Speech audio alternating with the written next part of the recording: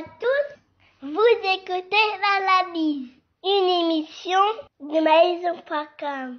Rototombe. Bonjour à tous, ici Paris, je suis Kiarwin Maïzo. Nous sommes le 20 avril 2019, voici les titres de l'analyse, une édition Pascal. Félix Tshisekedi, le président de la République démocratique du Congo, vient de finir une tournée à l'est du pays. Un accident s'est produit sur les lacs Kivu, bilan 150 victimes au moins. Et d'autres sujets d'actualité dont l'élection du bureau du Parlement, l'arrestation de Fils Moukoko de l'UDPS, ainsi que la Cour de cassation casse ou annule la condamnation de Moïse Katumbi dans l'affaire Katumbi contre Stoupis. Mesdames, Mesdemoiselles et Messieurs, aujourd'hui le 20 avril, c'est la Pâques et je suis seul à vous présenter cette émission parce que Sa Majesté la Reine des Ondes a eu un contretemps, donc elle ne peut pas être là avec nous. Je vous prie de bien vouloir m'accepter seul pour cette édition Pascal. Alors, toko lobanalinga la bomo mesano, tozali le 20, tobandi week-end moulaï à Pâques, o tonalinga la Pasika. Pâques ndenge batu bao kaka moana basala ka confusion makasi soko tuni mutu nowe lezani na lobi mbotama ya Yesu. Et bongo Pâques ezali nini akoyebisa yo Pâques ezali liwa ya Yesu. Mais en réalité, Pâques ezali liwa ya Yesu te. Yesu akufaki vendredi yo babengaka vendredi ça. Et à sekwi mokolo ya Pâques. Donc Pâques ezali lise quoi? Ya Jésus-Christ de Nazareth oyo par rapport na influence na ye azali tolobango autrement azali personnalité religieuse oyo azali la plus vénérée na monde. Il suffit à kota la nombre ba chrétiens na monde chrétien oyo uti na mot Christ, c'est-à-dire que azali na influence makasi na vie ya batu ebele.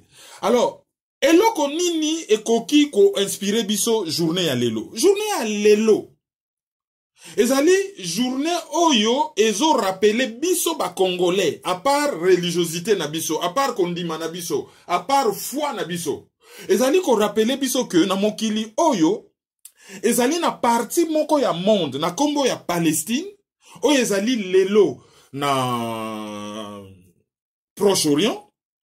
Donc poto zalaka na Orient, Proche-Orient, Moyen-Orient na Extrême-Orient.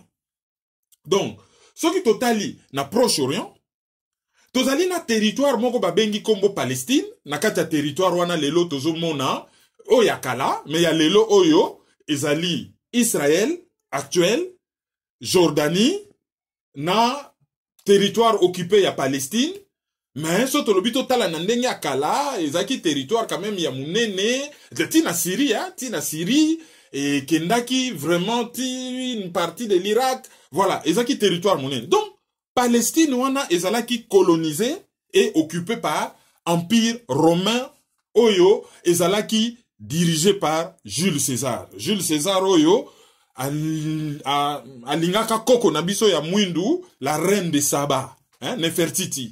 Wazaka kitoko moko mais incroyable, la reine de Saba. Te ya lingaka yete muta lingaka yeza roi Salomon. Pardon bolimbisa. Donc Jules César a colonisé Palestine. Tango a colonisé Palestine, colonisation ezalakana mabebo boye ko konza batu na makasi. Ezana mabena yango. Et ce que totali ba colonisation nyonso na mokili, okomona mwa ba phénomène mo rezongaka. Ezana batu oyo bandimaka colonisation ba faninye, ezana batu oyo ba kokaka colonisation te ba kimaka, ezapena batu oyo ba telemelaka colonisation. Ba oyo bandimaka ba misusu kutu komona olie kuta fana na yenyete akomi kutu ko collaborer ko salisa monguna ba bengaka bango ba collabo.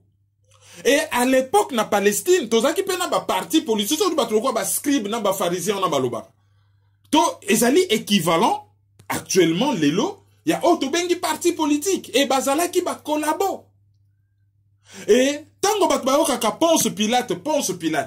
Ponce Pilate azalaki gouverneur romain oyo azalaki na Palestine, un des gouverneurs romains. Et azalaki ko représentait Jules César.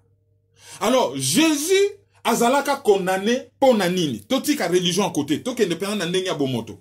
Ezali que ba palestinien bazonyo koma na colonisation balobi atandele Messi mobikisi na biso akoya kobimisa biso na boumbu oyo.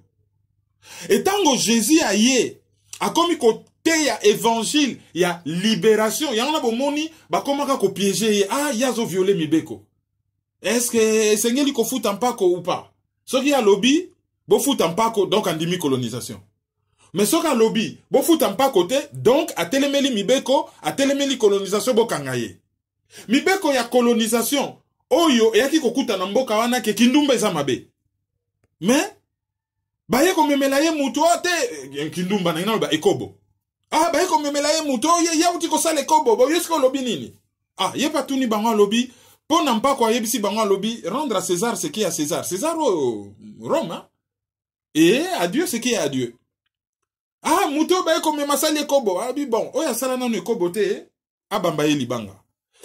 Aza toujours qu'on s'échappe,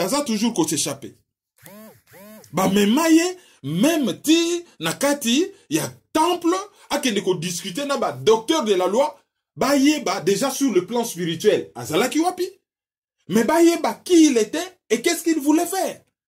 Même tango, ba boma ki bana nyoso, Jésus botami, ba bomi nyoso, bana nyoso amike. Mais Hérode, l'air azali kotinda, ba boma, bana mike, azo banga nini. Yazali roi kolabo, andimi Roma konzaye, aoki ke mwana moga muke akwa ko remplacer ya lo bien bon. Ça dit mwana wana soka botami ndenge ba savant ba lobby ba roi mage, ba astrologue donc. Ndenge ba lobby do soki mwana wana botami akoli akwa ko longolanga. Donc tant mazaki ko boma batu, ye molimo na ye ezalaki te colonisation esuka. Ye souci na ezalaki abatela mo siko yazui, abatela mo poste na ye. Yango ne komaki non, il faut pas boma bana mike, ba éliminer bana mike. Alors, tango Jésus a ekopé sa évangile na ye ya libération. Soki botali na croix na ye ba comment inri. Acte ya condamnation na izalaka nini, na bomoto izalaka que celui-ci s'est proclamé roi des Juifs. Or, ba Juif bazalaki sous colonisation à Rome, roi na bango ezali Jules César. Ezali neti na époque ya Léopold II. Tozalaki na gouverneur général ya ba Belge na Congo. Et mbala moko roi moko ya ba noir alobi te bobosa na roi Léopold II. Roi penza ado mokonzi na bino ezalinga bobosa na Léopold II. Bakoboma yo. Msiri na Katanga atelemelaki autorité ya ba Belge, babomaka ye. Alors, l'ère Jésus a ye, balobi yo ye roi ya ba Juif. C'est-à-dire, ba Juif ba komina roi mususu. Ezali lisusu te oyo azo konza bango na makasi Jules César.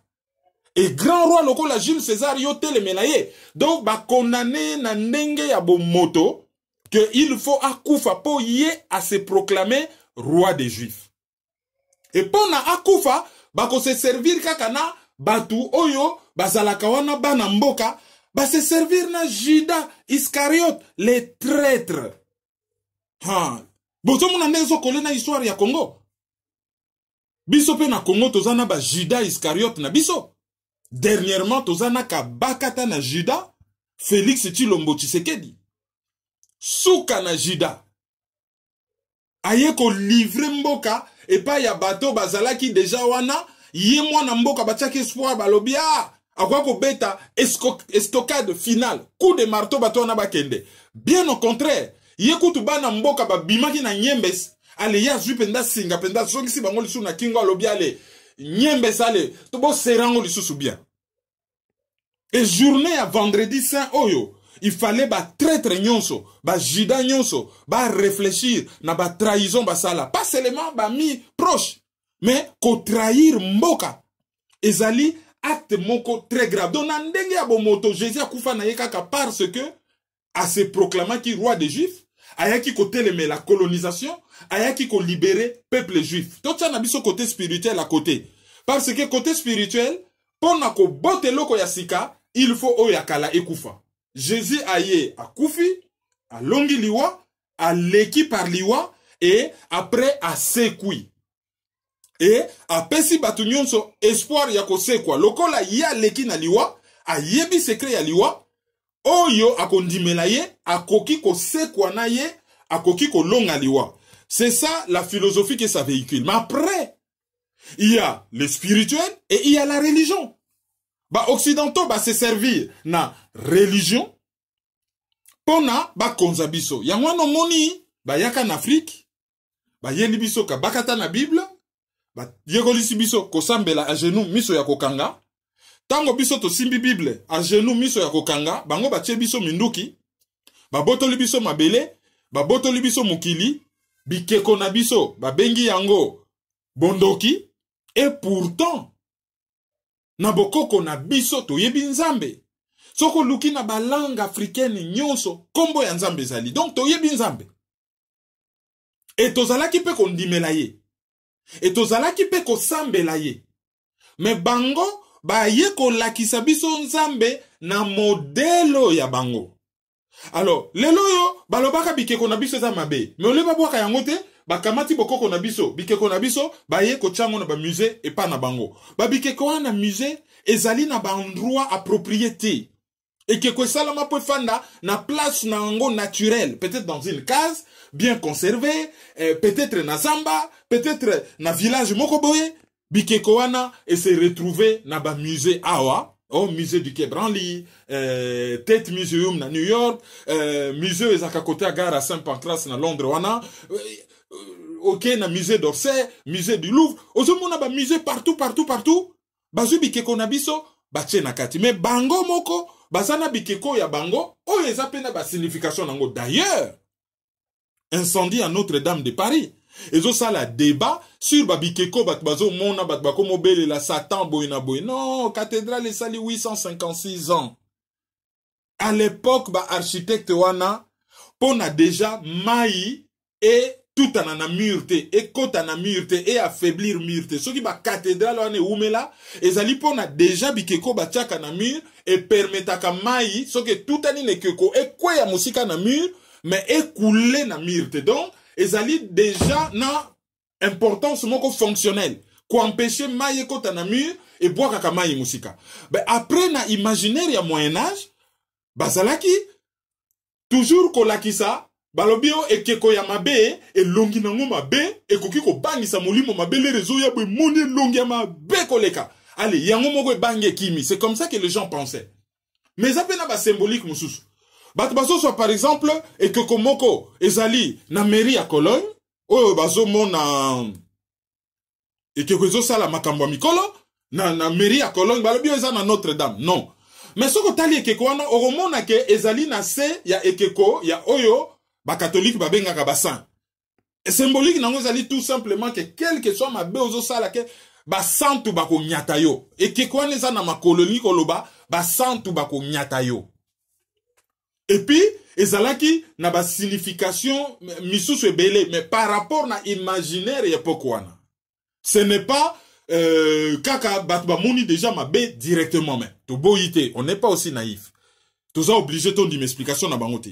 Bato bazali ko bâtir ba cathédrale wana ba grand bâtisseur bazali mingi bazali ba franc maçon hein ba bâtisseur bazali pena ba secret na bango bazali pena ba spiritualité na bango bazana makambo ebele koki koloba mais de prime abord ba gargouille wana ba benga ngo gargouille ezate ndenge batu ba komi ko fantasmer hein surtout na Congo et komi direct batu mpukwa leka ba moni démon Satan leka ba moni nini mzinza leka démon oyo kanzala oh démon yanzala molimo yanzala.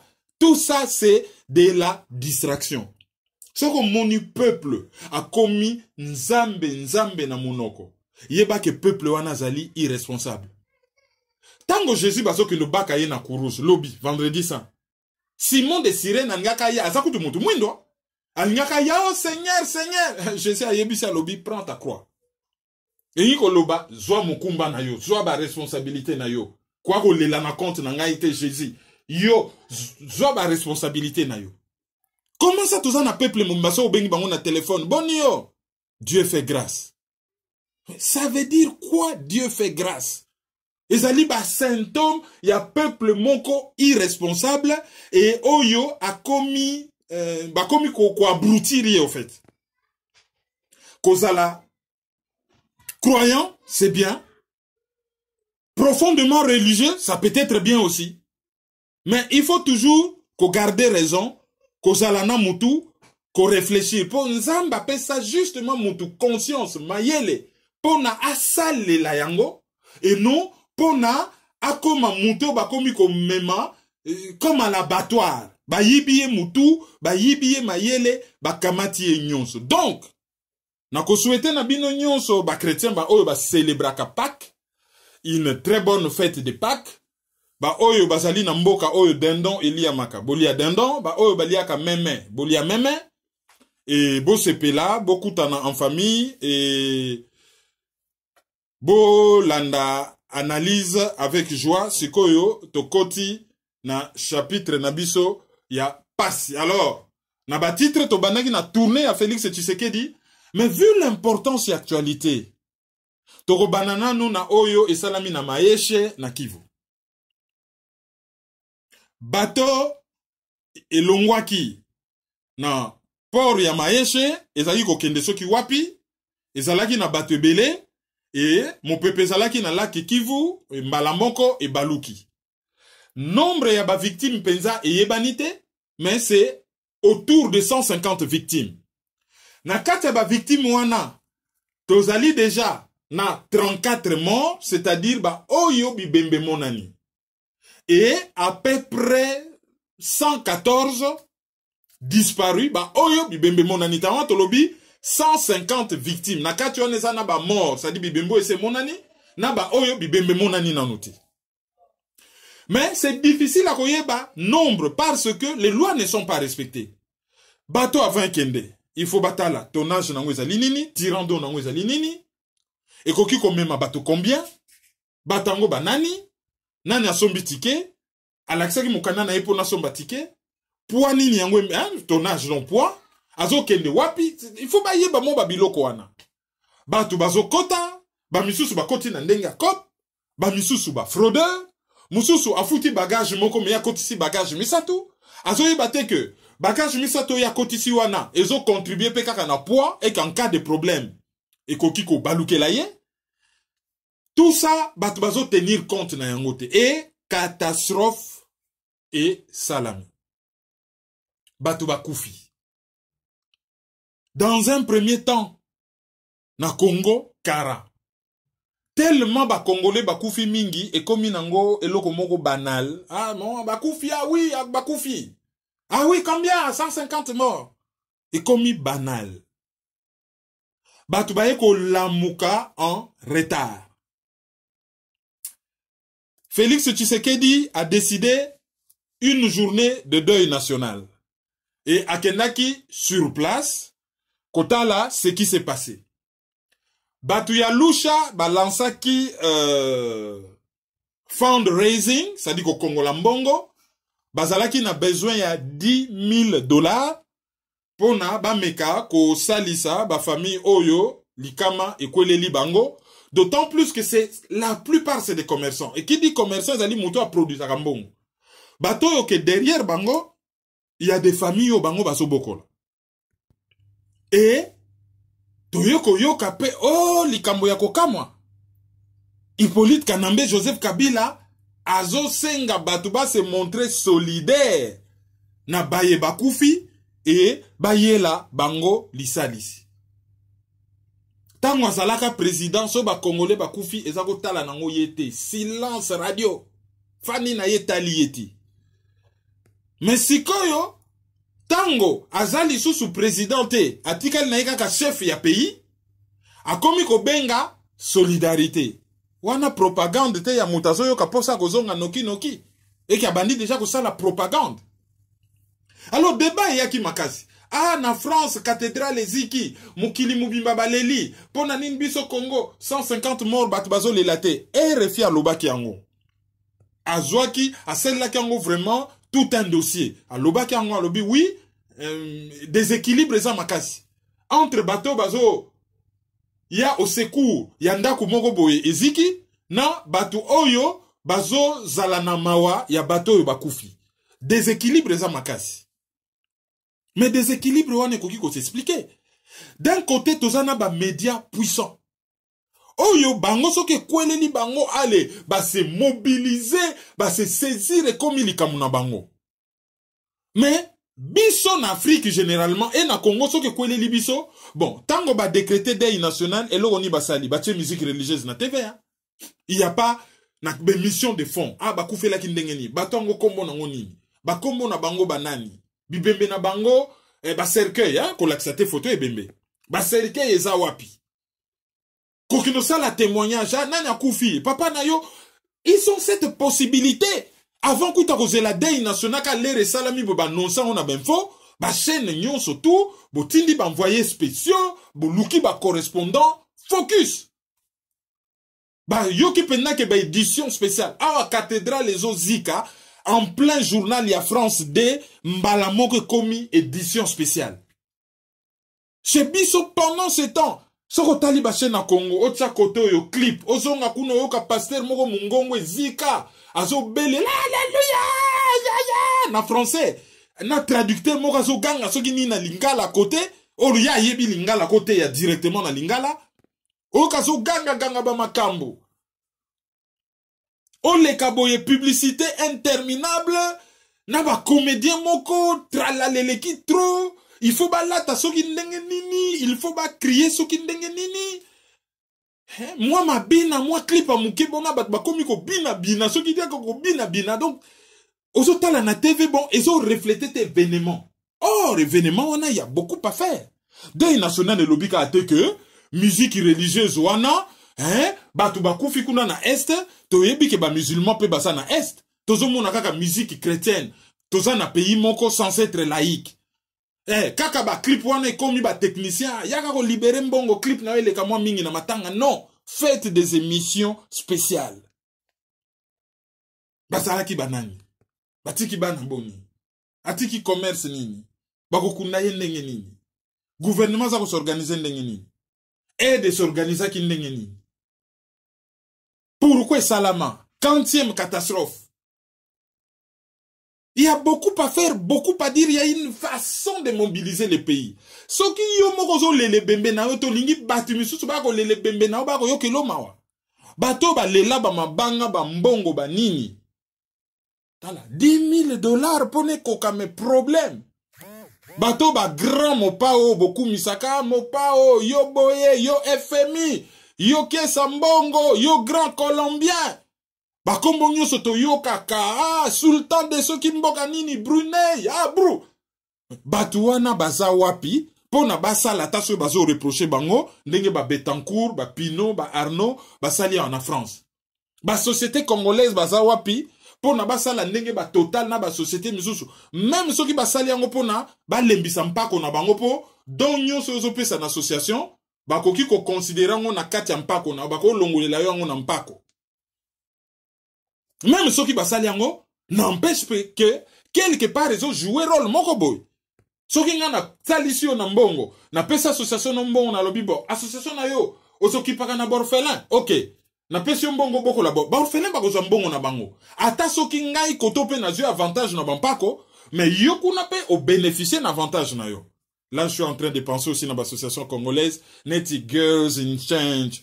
Oyo Diane Clarisse Yolo asali pona ko aider ba maman hein ko pesa bango ba instrument ba koma autonome baba nakate ko dépendre na mobali ko dépendre na société o azoze la libala fois comment autonome à produire mbongo à se débrouiller à kende kelasi tozo penser na ba association neti songonzoni oyo balobi bon o letoze la l'état basi babaka bango code 32 bani ko aider kunate Ubangi, badolite, non, toko salisa te. Bangope, ba se prendre en charge. Bazo c'est la moi ba cotisation na bino bangope ba aider mais pour le moment tozo lo balikambo ya matanga. To yebaka ko se mobiliser.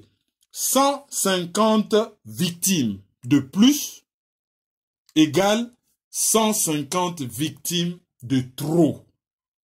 Tokufi mingi. Tokufi mingi. Et comme le malheur n'arrive jamais seul, na côté wana il y a une attaque. Les rebola ils ont ça des gars kuna ils ont boma batu. Ba Médecins sans frontières basali wana bazo lutter contre Ebola.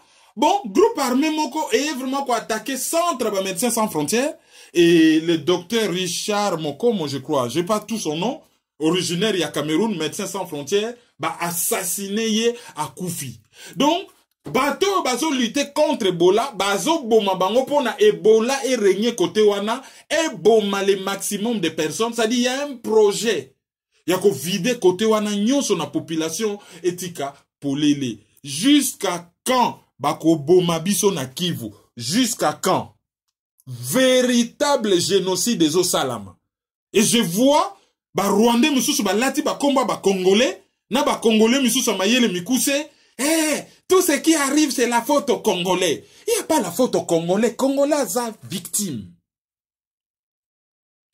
Congolais aza victime. Donc, ba bomi, ba attaqué, sans que Monisco azala capable na ebela ba moyen azali nango ya ko jugile phénomène wana. Et loko mokonzi ya Monisco madame Zerugli ayebi ezalaki ya kendo solo la na fayulu avant l'élection que olobi nini pona code minier. Ya rôle na yete. Et yo olobi donc loko zo intéressé Monisco ko batela ya na lobaka commanditaire États-Unis, Canada, Grande-Bretagne, Belgique, Union européenne, Israël, Australie. Sous-traitant, Angola, Afrique du Sud, Rwanda, Ouganda, Burundi, Tanzanie. Exécutant, gouvernement de Kinshasa, opposition d'accompagnement, ba ONG Kili. Et nan Monusco, o ezali nangote, o force de maintien de la paix. Ezali gardien, ya pillage, ya Congo. Ezali ba force mongo, ya occupation. Sui generi. Ba juriste ba yebi o nazoloba. Po bazo boma Monisco azawana, rien. Armée soi-disant congolaise azawana, rien. Africom, armée américaine azawana, rien. Pendant ce temps, Félix Tshisekedi a que nous déclaré que non. Batupi bazalake pa na biso, oyo ba menasaka ba pays voisins. Combien de morts ba ataka na Rwanda toyoka? 0. Na Uganda, oh ba uta côté na biso to yebite. Armée des résistants du Seigneur, bango bazo menacer RDC, c'est ce que baza na République centrafricaine. Ba ADF, ba atakaka kunate, soki Jamil Mukulu wana, basi ba neutraliser, bango ba atakaka na Congo. Mais comment bozali ba rebelle ougandais, bo tombo keli gouvernement ougandais, mais bo bomaka population civile congolaise. Oh, ba FDLR, bazakana esa Congo bazo menacer Rwanda. Patron ba FDLR azaki na prison en Allemagne ya uti kokufa. Ba patron misusu ba FDLR ba gasa na banani bazalaka kutu batuti baza ba ututi.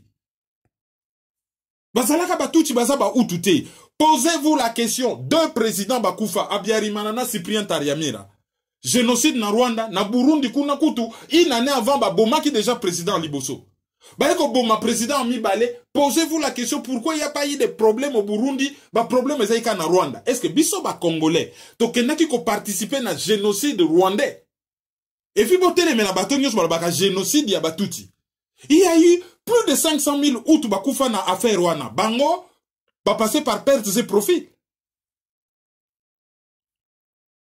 Donc il y a un projet ya ko silisa biso et projet wana ba utiliser sikoyo mwana mboka oya komi domestique na bango pona jouer un sale rôle. Joseph Kabila fait ça une interview. Oh non, l'herbe américain bazo linga ko aider eta yebi ke ba américain ba lela likambo ya soko lobika ka lutte contre le terrorisme. Botala même na Libye hein. Likambo maréchal Haftar, soki général Haftar. En plein guerre bo États-Unis non tozo soutenir yé. Ah, yazo ça la guerre bozo soutenir yé oui. Parce que azo aidé bisoto lutter contre le terrorisme. Ah bon? Ah non, na Libye, ce n'est pas la solution militaire qui va marcher. Mais na époque ya Kadhafi, c'était la solution militaire pour na Kadhafi.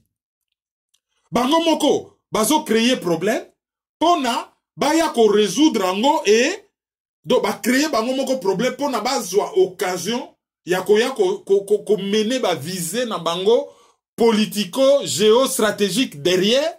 Et bango moko ba créer ka ba problème. Bota la histoire ya Oussama Ben Laden, abanda wapi? Ba relation na nini ezalaka na bango? Alors Joseph Kabila lera yebi abibato na ka soko tangi terrorisme. Ah yo komi pire bango. Alors ye fa lo bakio ba shebab bazo menacer. Ah État islamique a menacé biso po batika ko déranger ye po ya ke ne komi bimise pa américain l'hôpital. Ba islamiste ba komi abino bolinga ka terrorisme te, place bino bozo piller matière première, ba islamiste ba lingi ba ko menacer donc bino bo soutenir ngai po ba islamiste ba komi ko menacer. Et simbite. Mais ba kamatika maloba ona ba chango na munoko Félix Tshisekedi ake ko répéter na Washington. Et comme par hasard, attaque, revendication moko izo correspondre te na ndenge Daesh. Hermon arabe abenga ngo Daesh et na français État islamique. So balobi Daesh et en arabe, État islamique na français, c'est la même chose hein. Et ina Daesh c'est la même chose. Hermon to ikaka Daesh, balongo kuna na Syrie place basi ba défaire bango. Bakati si ba Somalie partout. Allez, batali kaka ah Beni. Pourquoi pas Kampala? Pourquoi pas Kigali? Pourquoi pas Bujumbura? Pourquoi pas Lusaka? Pourquoi pas Johannesburg? Daesh atali kaka Beni. Beni. Batali na carte. Ah, mboka moko sa kuna na Congo Beni. Alors bisofo toke ne ko attaquer kuna. À l'allure où vont les choses. Pendant qu'on luka ko justifier que Daesh aza na Congo. Certaines personnes au Congo sont capables. Yako sala ba attentat na Lubumbashi na kin, ba kei place na kin, ba sali attentat a bomoni tolo ba kinini. Ah, Daesh aza déjà. Tala biso ba attentat to yebi na Congo, na histoire à Congo en tout cas attentat biso to yebi zali oyo, ba kizaka mende ba chaka bombe na poste grand poste et puis na OZR, c'est-à-dire RTNC, na radio télévision nationale. Oyo cameraman moko akufaka ezaka papa ya Maurice Siande otako salani na raga ba après ba récupérera mwana na ye a remplacer papa attention biso to yebaka ezalaka yango wana mais à l'époque il y avait des Libyens derrière mais ba yeli biso eloko wana ba tcheye mona munoko hein ba biloko yo ye moko Joseph Kabila kokate siko kutu na ye na ba Paul Kagame ba vrai patron ba komi ko lekisango à travers Félix Tshisekedi eloba ta ko bekimpele okokende na memorial ya vachen na Israël okomuna solennel ba bougie ba nini mais oya Rwanda bazo exposer bibembe ba crâne nango nini ezo lakisa keza crâne na batuti to yebite ba génocide de salama belé na pays wana juste pona ko frapper ba regard et ko utiliser un événement aussi horrible comme fond de commerce politique et pour obtenir avantage économique, avantage politique. C'est immoral. Biso ba bantu to respectaka ba mort, to salaka biloko wana te. Oyo Paul Kagame azo sala. Et il faut que batu bate le melengo, y compris ba Congolais. Alors là maintenant on utilise les fils du pays par rapport à ça. Est-ce que abandano ba déclaration ya bien te sur ba réfugiés mboke bongi bozonga. Et ça n'a ba conséquences incalculables na bangunda ya batu. Ake ko sala ba déclaration sur Daesh, yango na ba conséquences et komi komonana. Bakei, condiment, rwandais et yana Congo 3 fois par semaine et très bientôt 6 fois par semaine. Bango basana bavion Congo Airways, o ezali société na robengo national te poza l'état te, eza nango copie ya bato, hein? Société Congo Airways, l'état peut-être azana action, mais ça société à l'état te. So mutako sabino que Congo Airways est une société nationale, est le Kuta. Est une société privée, mais immatriculée na Congo. Bah alors, il faut ta campagne qu'on a Congo et employé kaba congolais. Donc, toyebi ke bato basala droit du commerce international, bakokota na débat moulaï, hein, mais nazolo bango par commodité de langage. Nationalité, il y a Congo Airways, c'est une société congolaise, c'est-à-dire que siège nangoisa na Congo, peut-être contrôlé par certains Congolais, mais en réalité ce n'est pas une société étatique, voilà, pour être un peu plus clair. Mais bah bomi société étatique. Bango bazo sala Kinshasa Kigali 3 fois par semaine, $190. Kigali, Gomato, Bukavu, c'est $5 na moto, na moto taxi. Ou na bus. Donc, mutakofuta tocha, mutakofuta $200 à Sali, Kinshasa, Goma, na Rwandais. Mais, okofuta sikoyo, $350 na Congo Airways. Est-ce que batbakuzasu Congo Airways? Ba saboter aéroport ya Kavumu na Bukavu et bazo bongisa soki ya Kimbembe, soki Kamembe, soki wapi, juste na frontière à Bukavu, pour na Rwandais et banda ko desservir yango. Et RFI a lobby pour na Rwandais, société mouké, pays à mouké. Babando sala teke, ba décoller na Kigali, ba sali 5 minutes à vol bakyo kita na Giseni. Baza na clientèle internet. Il faut ba kenda Libanda pour ba memabado. Et même clientèle rwandaise, bah, au wapi, na Singapour, bah, autant ils avions 350 personnes. Bah, ça, na marché intérieur. Donc, espoir na bango ezali Congo, et, bah, autorité congolaise rwando-compatible. Bah, favoriser Rwandais Aya dans un premier temps, 3 fois par semaine, le temps que tout se mette en place, d'ici 1 mois, bah, bandagoya presque tous les jours. Bando koti c'est la biso nini. Bakoye la biso nini. Nous en échange, qu'est-ce qu'on gagne dans cette affaire? Problème ezali te que Congolais koti na Rwandais ndenge na moni batu misusu mayele mukuse bakomo comment na Facebook. Problème ezali on a te. Problème ezali ceux qui ont pris cette décision. Le Congo est en guerre na Rwanda. Le Rwanda nous a agressés. Tant qu'il n'y a pas justice, tant qu'il n'y a pas réparation, tant qu'il n'y a pas amendement, il n'y a pas normalisation des relations diplomatiques. Oh yo curieusement to rompate, to garda yango intact, to zone dima esclavage wana. Bokoki ko imaginer un seul instant. Société locale Elal, oh ya Israël. Ah avion na bangi ko décoller et comme ko ça la Téhéran, Tel Aviv. Bozo imaginez un seul instant. Téhéran, Tel Aviv. L'air bazos blacklisté la société africaine bayaka na potote. Ezaka ateke parce qu'il y a des problèmes de sécurité. C'est une guerre économique. Pour n'a pas favoriser la société Europe. La société mususu ba blacklista, ba avion na bango ezalaka entretenu na France. Ton Angleterre. Bino mon bat bosalaka entretien avion, bo blacklista ngote e ya wate. Ça dit qu'il y a entretien na bosala yango malamu te. Na yoki kutu lobby awa ba fongoli société angolaise na Niembes. Sikoyo, ba vient en société angolaise, et ba na kolongwa direct en Afrique, tiko ya awa, et koki ko favoriser peut-être, ceux qui concurrence et moi makasi, et koki ko favoriser que moi ba biepe et kitamo mouke. Et là, ba tu bazo trouver un kaka normal. Jusqu'où on va nous humilier. Ba dossier on a pesio ya est, ezali ba dossier oyo, ezali na table. Ya Félix Tshisekedi oya wuti ko sala tourner na est. Na mission oye lekaki to démontrer ki ba péripétie ndenga longwaki na kin dans un vol ya Congo Airways parce que Joseph Kabila kenaki na Cuba na avion présidentiel et tango a komikuna. Qu'est-ce qui s'est passé? Bokendo tanga article à la Libre Belgique à Lubumbashi Félix Tshisekedi obligé de déloger. Akoma boye, concession présidentielle, ba vileze belé na kati. Pour ceux qui président yé, yaza na villa moko maza na délégation, ba vileze belé na kati. Ba kamata bandako wana, ba tekela. Donc, ba mi tekeli, ba mi sombeli.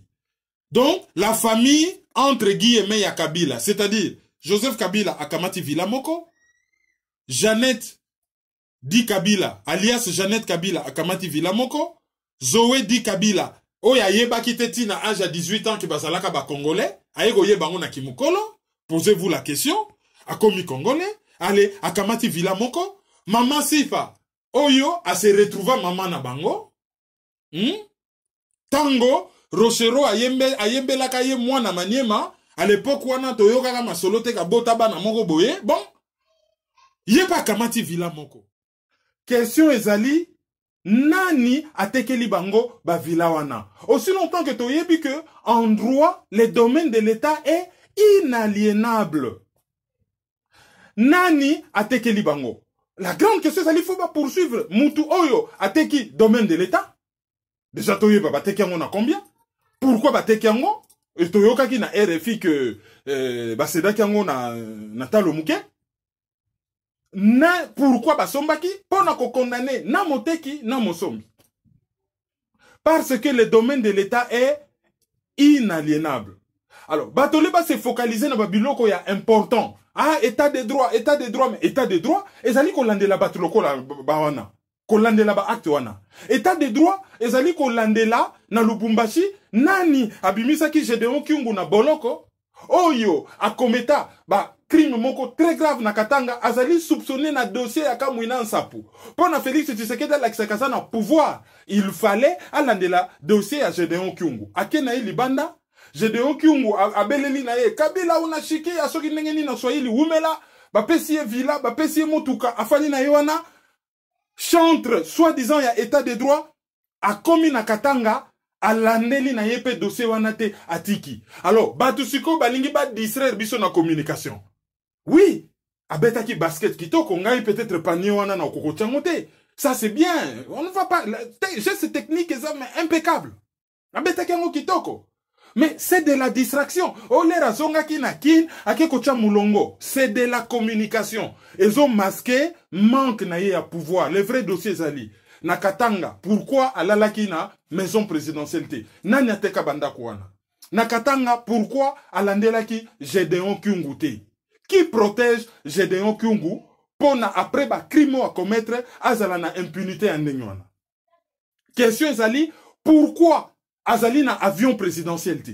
Pour ce que totali comportement ya alias Joseph Kabila, et dali comportement ya mutumo qu'on dira yebisi Félix Alobi, chauffelenga place en attendant na reculer, hein, na fongola muke nyembes, je reviens. Alors, na déménager, na ya gozonga lisusu c'est long. Alors, na mukuse yo, zwaka ka poste, zala kote, kosimba nda kote, kosimba logo moko te, kosimba avion te, kosimba logo moko te, hein? Le na kochaoka libanda, olege na déménager lisusu donc, bakumo nazaka kawana donc bakomona nazawana. A olie batba ba kene na ba question de fond, bakomi ko kene na ba distraction. Oh abetaki basket kitoko, bravo. Oh non, ayaki asalaki ba formalité. C'est apprécié. OK, c'est bien. C'est la simplicité, l'humilité. D'accord. Mais bobo sanate. Obama l'air pesaka ba ordre, ba boma batuna ba drone, ba ke ba bomi batuna feti kuna famille mobima batu ba kufi. Allez, pour na presser l'obela yangote, ake ko somba ba face food ye moko bimi ake ko sombela bata Maison Blanche pour na ko détourner attention. Ah président cool. Ba monaki na promenade na Washington, kuta kendaki ye moko na face food. En réalité alikambo zalaki communication pour na ba masquer crime ya munene auti ko sala na Afghanistan. O ya biso ezali manque ya pouvoir. Alors a komi ko sala communication mo ebele. Yangona tomoni côté ya Beni ba privat ya batukuna ba votete. Bon, l'air a commis no, bazalaki koyemba, limbisa biso, osaka mukonzi na biso, bazalaki koyemba. Mais la réalité de l'histoire, c'est qu'une élection présidentielle, ba priva ki bango, ba organiser une élection na bango en privé, les ba eko sala ba élection législative, ba voter la mouka en masse. Donc, globalement, baza d'accord na yete. D'ailleurs, même Joseph Kabila, alias Joseph Kabila, soka zotambwa na makolonaki, na zotambwa na Congo, bazako bima, les gens sont toujours curieux. Poste à président de la République, ça impressionne et ça attire. Et il y a toujours 2 ou 3 personnes ou batou, des centaines de personnes pour venir applaudir quelqu'un. Cela ne veut pas dire qu'ils adhèrent. Nabamboka Mukewana, l'arrivée d'un président, c'est un événement. Oh Limbisa Biso, pardon, on a au nom de qui? Parce que, quoi que ba loba, to yebi que, Azali, président nommé, président protocolaire, Azali Bizimungu, et Azali, receleur, il y a fraude électorale. Et Félix Tshisekedi arrive à se retrouver dans la villa, il y a ADG, il y a Jekamil, moins Kitoko, Oyo, en diagonale, juste en face, il y a Albert Yuma, Oyo, Azali, Mokonzi à Jekamil. Lequel Albert Yuma, Azali proposé Kozala, premier ministre. Mais, bah, négociation, pour la nomination à premier ministre dans l'impasse. Banda l'élection et Salama, il faudrait moins de 3 mois gouvernement bima. Ti lelo gouvernement bima. Pourtant on leur gouvernement bima. Bato ça l'assemblant qu'on comprendre que Félix Tshisekedi n'a pas été élu. Azalaki nommé par Joseph Kabila à la suite d'un deal. Oyezali accord moko de type mafieux et ça là que yé a commis président et il n'a rien. Non seulement bah président par nomination, mais bah nommé bah animateur à institution nyonso. Bah nommé bah député, bah nommé bah sénateur, bah nommé bah député national, bah député provinciaux, ba s'arranger que ba députés provinciaux ba bimisa ba sénateur ba komi ko élire électoralement ba gouverneur. Enfin, ba kamati ba levier nyonso. Pour moi, débat moke comment oh ce qui peut Fayulu linga ezala ndenge wana. Avec Fayulu linga ezala ndenge wana, ce qui Fayulu azalaka nommé et que ba nomaka pe ba institution misusu. Wana linga ezala ndenge wana. Mais ce qui Fayulu azalaki élu, donc volonté à peuple commis, pour l'objectif ezali ko écraser peuple congolais, volonté na bango contete. Donc ce qui peut volonté à peuple koti na kati, on suppose que volonté à peuple wana soki ezali respecter na niveau ya élection présidentielle. Donc cette volonté aussi il faut ezala respecter na niveau ya élection misusu o elandi et volonté wana ezala respecter na niveau ya ba animateur ya ba institution nyonso tant national que local. Wanande Fayulu alingaka comment pas président sous occupation mais mandat populaire wana ngeki za mandat moko on dirait bazo yisa mutu babi papa. Comment commandant Nabiso, Bengane Nabiso Batu, Oyo Toza Simanayo. C'est ça, sens de l'élection en Engakezwa. Et y'a que ça la tête, comment président Nabiso Menaboumbu ya Batouana, non. Y'en est comment commandant Nabiso, armée populaire, to Bengana Batouana, mais to Ponio. Au commandaku, au organiser ba troupe, ce qui to Bengani Batouana, to bandeli makambu proprement. C'est à peu près ça ce que ça voulait dire. Et problème y a Tshisekedi, Batubaza contre était parce qu'il serait élu, Batubaza contre parce qu'il a été nommé par les ennemis du peuple congolais. Soka Zalaki élu, Batubanyaba sepela. Ado du coup, peuple congolais zazo baté donc, Soki aponaka Tshisekedi anyaka pesa yepe na parlement, na gouvernement, na ba gouverneur makamunyonso. C'est quand même incongru que Kamata présidence mais eloko moko tende na yebisa kabino nabi kamata téléphone portable mais tolongo li batterie na basim. Ça n'a aucun sens. Eloko tozotelma sikoyo ba journaux belé RFI alobi yango la Libre Belgique les négociations pour la nomination en premier ministre dans l'impasse. Solution ezati. Joseph Kabila lobby c'est Yuma. Ba américain ba yebisi Félix Tshisekedi ke Yuma te yemta négocier ki likambo ya code minier Tolingi yeti. Siko Félix Tshisekedi lera zo sala neta zo telemela pona ebi maneta za na volonté. Même ceux qui balongoli kombo ya Yuma et ko changer nini. Ceux qui balongoli Yuma ba tu par exemple Henri Mova kaka FCCT. Ceux qui balongoli Henri Mova ba tu Néhémie Mwilanya kaka FCCT. Ceux qui balongoli par exemple Néhémie Mwilanya ba tu Ntambwe Mwamba kaka FCCT. Po batimisu banga ko sepela a telemeli bango yangwana Yume simbite sikoyo ebimi mutu mususu wana ko bima mutu ya IDPS to akobima kaka mutu ya FCC et même ceux qui bache Kamere ndenge mo hypothèse comme ko bima mais Kamere azali kaka na kati ya coalition cash FCC antipatrie. Soki yemoko Joseph Kabila a renoncé na ki sénateur à vie à lobi nanga en tant qu'autorité morale. Alobi na bango na biso en tant qu'autorité morale ya FCC. Ngamo na zozwa poste ya premier ministre. Il en a les droits. Et kozala kaka nini kaka ba occupant wana. Donc azali coincé, azali na levier ata mon côté. Batu bazo sala semblant ya komona te chaque fois soki moi ba gouverneur, batu ba leli après ba kimi ba réseaux sociaux mikolo bazo raser ba mur. Ba komika ka bon, loka baza na boulot sika, il faut ko finga Fayulu, ko s'attaquer na Fayulu. Soki mutalobi likambo Fayulu c'est que face à l'ampangi. Attention mutamwa za mutakivu, mais oui, mutakivu za mpangi ya mutabandundu. Tout comme mutakasa ya za mpangi ya mutéquateur, mutakasa ya za mpangi ya mutabandundu. Là vous n'avez pas tort. Nous sommes des mpangi. Ngaina Jackson Kalonji Mushila tuzali bampangi. Soko zui Mohamed Mboyo Ekula azali mpangi ya Bobo Congo. Soko zui Marie-Hélène Mbouyi azali mpangi ya Bekakumbi.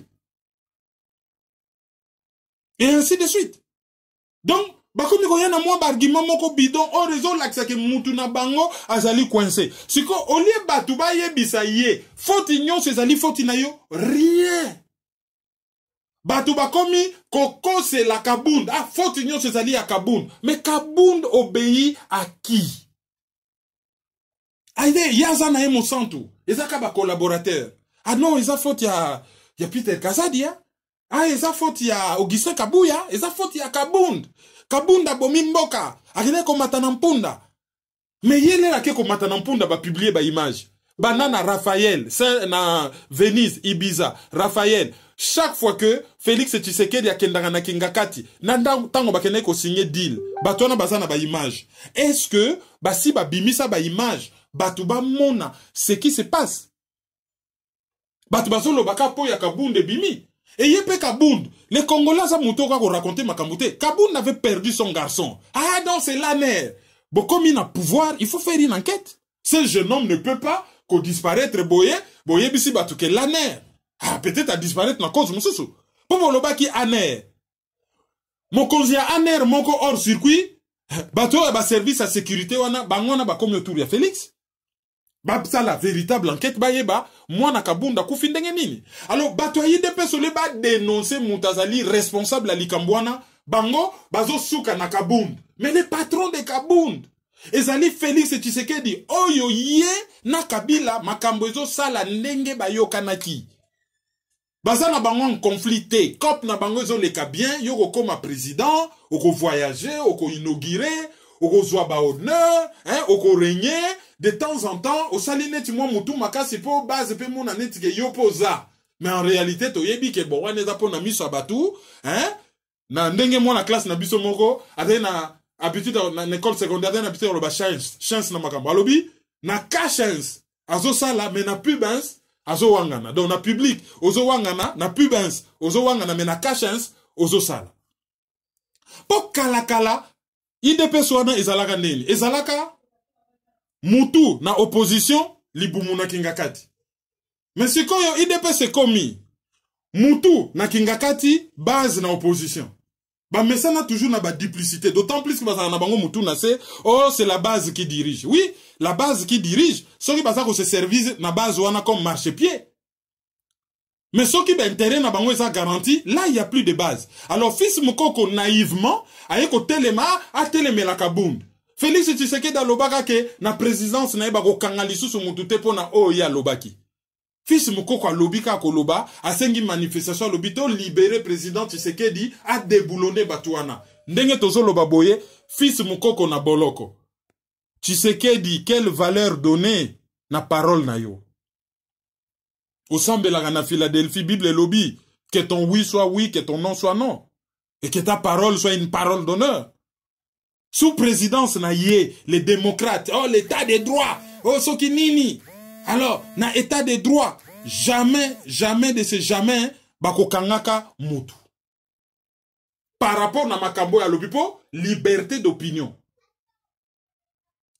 to se retrouver wapi et lobata Marie-Hélène Mbouyi que un enfant maltraité devient un adulte maltraitant et bano yo ba betaka basi bazalaka très violent bazali bano ba beta bango ba monela bango na bomwana et IDPS ba monela yele azaki une opposition tango yemoka komi na poste pas na pouvoir allez a komi ko répéter ba même méthode ba tout il faut ba fongola misu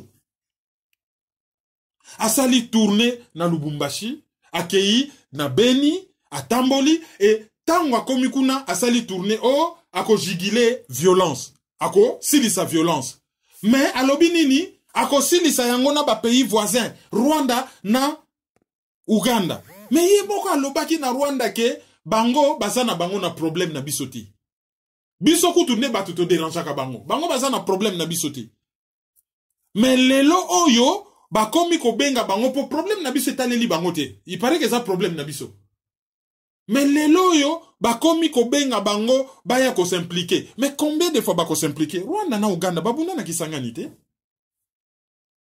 on avait un chef d'état-major commandant James à l'époque bazako bomba kombo na ye armée ya ba surnom asisaka likambango te James Kabare Belera zaki na kid lero kamera lobaki kyo yena Kabila baswana ki likambo susu e komi opo armée rwandaise ekota ki bayaki ko sala nini Mais bakoro basinyaki pona opération Sukola kimia soki nini ba opération na armée rwandaise angwe za lakawana solution nini ba trouva lelo yo alinya benga bango officiellement ba ko sili sa problème mais so bangi basi sa problème armée rwandaise wana akende ko bunda na Somalie akende bunda à la source du problème côté soi-disant Daesh angwe zo wuta.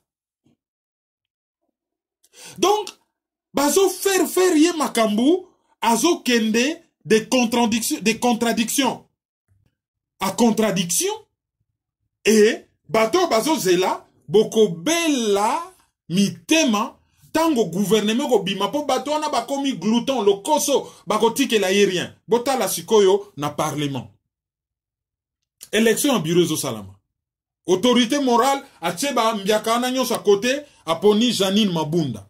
Namoni batu misuba comment soutenir yeah lokola za mwasi le fait à kozalaka mwasi automatique oza no mosantu mwasi faza mosantu mais c'est quoi ça bomona ki témoignage na France de bato nyonso bakanga kuna chez Daesh balobani balobi basi oyo to oya occidentaux to kuta basi to kuta ki na Daesh baaki makambu ma be moko koleka ba maltraita biso na niveau moko. Donc le fait à kozala mwasi za mosantu te. Madame Mabunda, ça a de très bonnes études en Belgique. Mais en tant que ministre, il y a portefeuille. Hein? En tant que responsable, il y a fonds qui investissement. J'oublie encore comment Babeng Rayango. Bilan na yeza catastrophique. À une époque, banga ba sala net ba chaya à côté. A komiko lela. Alors, yéwana bazo proposé na parlement. Et batala muka na minorité na bango, ba ye o bango pe ba placer mutu.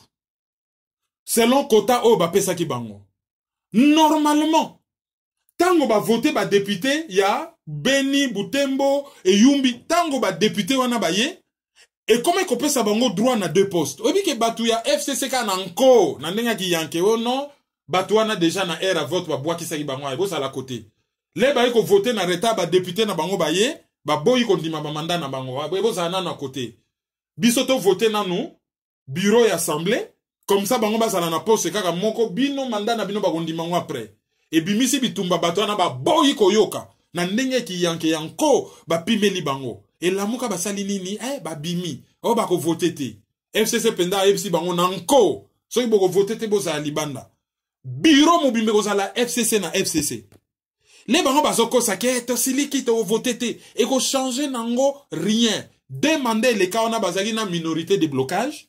Boya ko ba salaire na bino, moi ba $6,000 na bino, ba $6,000 na bino, pardon.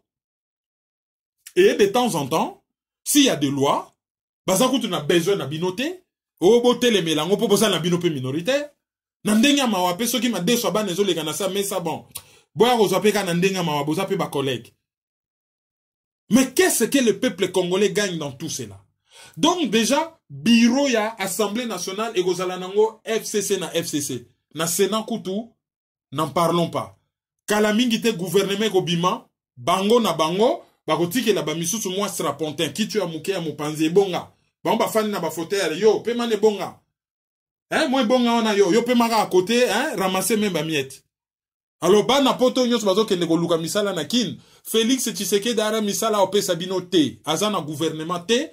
Soka zalaka na ba pouvoir, c'est-à-dire zalaka na ba gouvernement, ba parlement, ba gouvernorat, ba société étatique, a koka ko calé même 50 à 60 000 personnes. Il n'a rien. Asa na moi possibilité ko calé peut-être 500 personnes. Et bah si ba koki pende bazawana, mwanda munakin mwanda munapoto. So bino ba na poto, awa formation te musala malonga te na ke ko salisa mboka. Bako kaze bino wapi, d'autant plus que ba combattant pe akin ba fongoli misu, bo tele melabino bo wela na bango. Bo zonga awa, il y aura rien. Il y aura rien. Et c'est dans cet environnement, de temps en temps, le cola, FCC comme mon clair, jeu politique et comme fongwama, bateau bazala qui ko jouer ba rôle. Ba komi ko bimana poisa, fait à ma bandi komi ko sila. Cour ya cassation, a cassé, décision, oyo ezala qui ko condamné Moïse Katumbi na dossier oyo ya spoliation ya immeuble ko yiba immeuble ya mutu oyo ezala ki ko opposé na grec stupis. Donc, il n'y a plus de condamnation. Donc, Moïse Katumbi azali siko libre à kozonga na Congo. Pour libosa na koboya ono, ba condition sécurité zali réunité, mais sécurité juridique. Tozo apprendre même que azali ba côté ya likasi.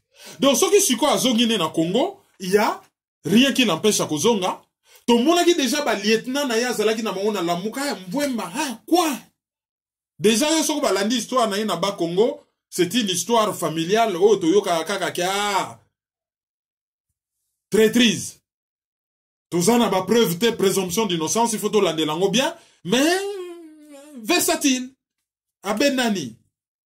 Allez, pour la PO, yépé à sa Benani. Moïse Katumbi da totalaga langage les alaka clarté. D'ailleurs, abimaka po azalaka maladie. Pouvoir wane bimisa yana me conscience. A financer Yazali en conflit na bango, mais a financer Jemval na Massa ya Kabila. Dominique Yann. Ba bengi na bata Kabila na banani tout. Ba Francis Kalombo, député PPRD ba ye, et ba zota molo tour na ye. Sikoyo, pasi na yo, pasi na ngai. Toza déjà na Félix Tshisekedi, ba pesi ye poste na présidence. Vital Kamerhe, ba pesi ye poste na cabinet na présidence, mais azo bimaneti une espèce de vice-président. Ezo zanga ka Katumbi.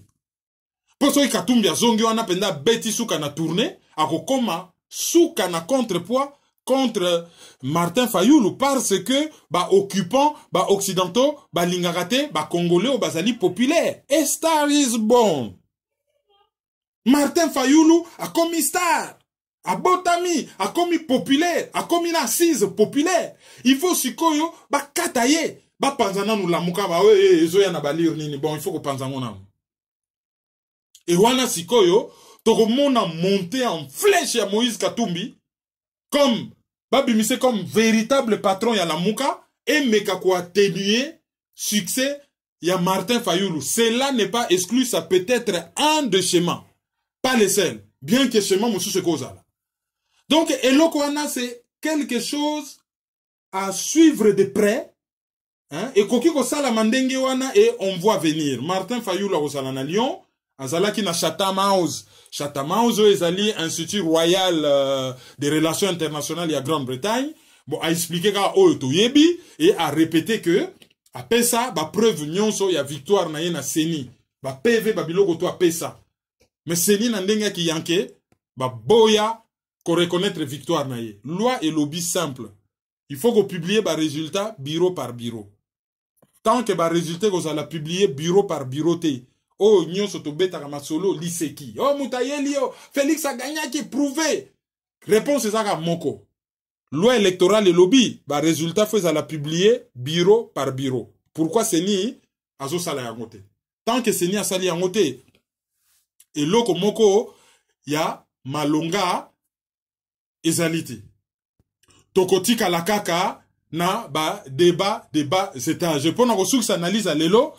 Il faut juste signaler que certains brouillés circulent que Nzoto ya Etienne Tshisekedi il fallait que son le 18 bon il y était tout le monde y était bazo tonga mausolée ça va coûter 10 millions de dollars 10 millions na mpiako batu bazanango na mboka wana 10 millions et mbongo wana eza mbongo ya l'état.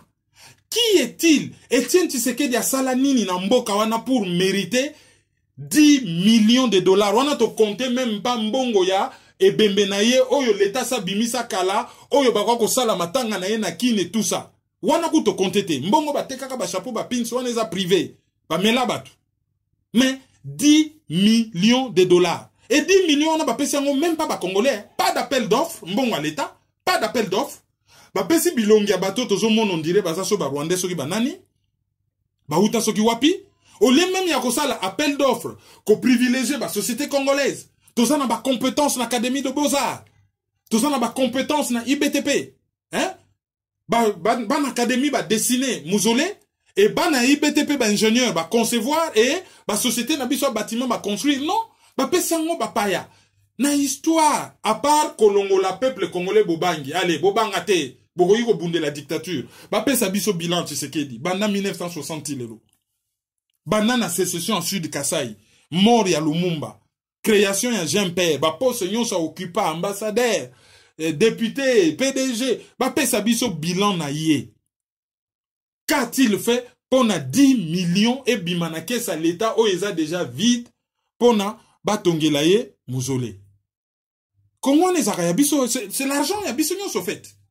Et mbongo wana donc hein car lokola lisano kaka boye mbongo à l'État à moins que ba prouver biso que ça mbongo à l'État té. Mais tout le monde a une partie bimaki na caisse à l'État au nom de quoi?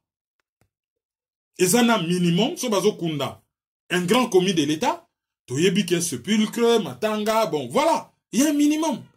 Pourquoi pas basalaki un appel d'offres, ni bataki numéro à compte, et ba renir bambongo na bango, basali elogo na bango, il y a un conflit d'intérêt. Il y a Azali président, nommé, et Matanga na ye, même ceux qui, Moutou Akoufi, c'est un grand commis de l'État, un mbongo komi ko bima, na kesi à l'État, ils ont frisé Gabeji.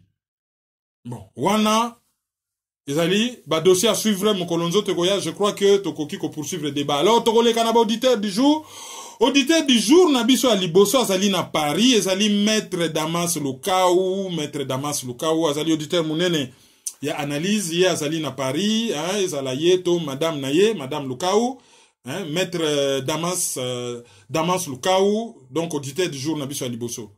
Yami Balé, Ezali Marie-Agnès, na Olivier Migozita, hein, Olivier Migozita, na Madame Naye, Madame Marie-Agnès Migozita, bangope bazali na Paris, bazali ba auditeur du jour nabiso, Yami Balé, Yami Satou, Ezali Amigo, yé pas azali na Paris, yé mora lobi mwana muteke.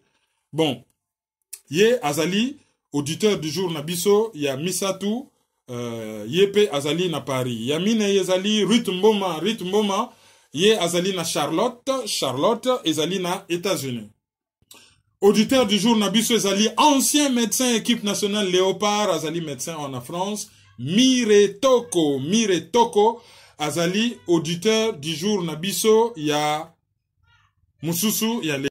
Toko continuer parmi ba auditeur du jour toko zoa Gloria Beauté, Yves Toko, Jean-Marie Lukebadio, Kako Mongali Jean, Lona Igola, Magic Kev na Canada, na Montréal, Dita Kazal, et Tokosu qui salelo na Picadosité, ye azali na France. Alors, pour na ba communiquer, tonito signaler bino kaka que le 29 juin, le 30 juin, événement ezala ebele, ezala na Mirouze, ezala na Bal, hein, association Rafa, bakosala événement moko na Bal, et tokozongi na bino, hein, juin ezali musika, et ezapena événement musu ezali ko se préparer awa na Paris pour le 21 juin, le 21 tour, le 22 juin, wana pe tokosignale bino le moment venu, ezana conférence moko ezali ko se préparer na Ottawa, tokosignale bino le moment venu, et toyebisaki bino que demande comme makasi, donc, oh non, il faut makamo lobby na français wana soko lobeli bango en anglais to lobby mais anglais biso to lobaka c'est l'anglais de tous les jours pour se débrouiller ko tourna adresse ko commander biloko na restaurant mais quoi ko expliquer makambo moko très complexe to ali plus à l'aise na français qu'en anglais. Oh kende ko yekola alors to na Wall Street Institute donc ba oyo ba lingi ko participer na financement ba participer to ko zoa anglais spécialisé pour na ba dossier net ba conférence ba nini et to sala ngo mais en intensif pour na ko rendre Congo service encore plus. Alors chaîne YouTube pardon, PayPal na biso pour na ba o ba lingi ko contribuer ezali maizo@hotmail.com maizo@hotmail.com. WhatsApp Nabiso 0033 763 55 38 46. Téléphone Lika mobile Nabiso Ezali 0033 758 469 414. Bola Nabiso na Debriefing Media Channel, na CPLA TV, na Congo Éveil Radio chez Jean-Bart Moussoulou, tout comme na ccdp-rdc.com ou ailleurs, hein, boutique la biso fidèle, au Ezali Weekend ya Pâques, il n'est pas exclu que Tozong Ali Soussou n'a une deuxième édition. Merci de nous avoir suivis, au revoir. Dadadi, merci beaucoup. Merci beaucoup. Merci beaucoup pour tous les enfants.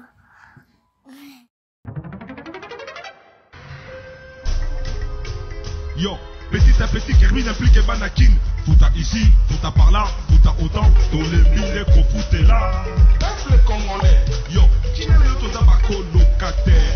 Où les amis colocataires? Qui n'a le tout à colocataire? Où les amis colocataires? Qui n'a le tout à colocataire? Où les amis colocataires? Qui n'a le tout à colocataire? Où les amis colocataires? Donc c'est soutenir.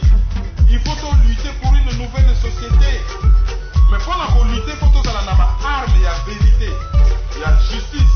Totika le Bouddha, Totika l'hypocrisie. Mboka ezokende na pasi, mboka ezokende na sans position, ba génération na biso ezokufa, ezokende na kokufa sans position, sans solution.